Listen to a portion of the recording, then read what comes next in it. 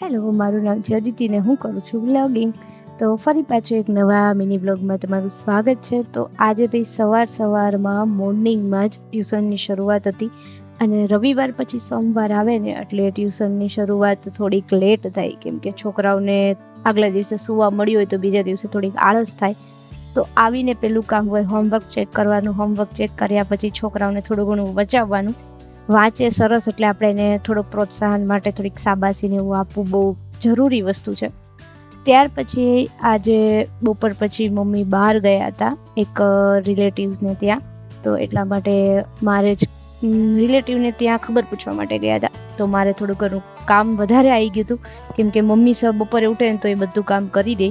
એની બદલે મારે આજે કપડાં સકેલવાના ને બધું હંજરવાનું ને એ બધું કામ પણ વધારે હતું. તો એ કામ પણ મેં ફટાફટ કરી દીધું.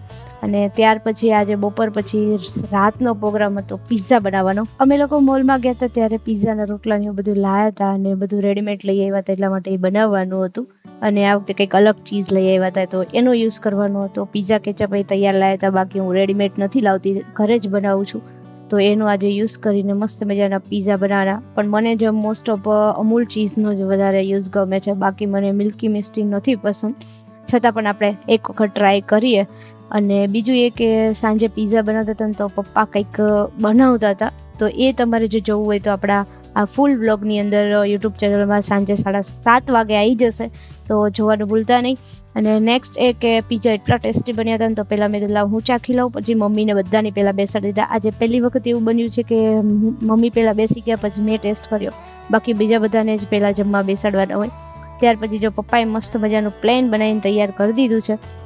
અને એ તમારે કઈ રીતે બનાવ્યું ને જોવું હોય તો ફટાફટ મારા વ્લોગમાં જોઈ લેજો.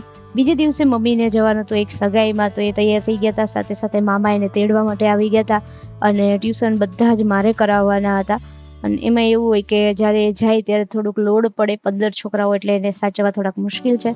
ત્યાર પછી બપોર પછી હું ગઈ હતી ટ્યુશન ને એવું કરીને પપ્પાના ત્યાં આંટો મારવા માટે. તો ખાણીપીણી વગર તો પપ્પાને ત્યાંથી પાછું આવી ન શકે. તો આવો મારો મિની વ્લોગ જોતા રહેજો. ત્યાં સુધી બાય બાય, ટાટા.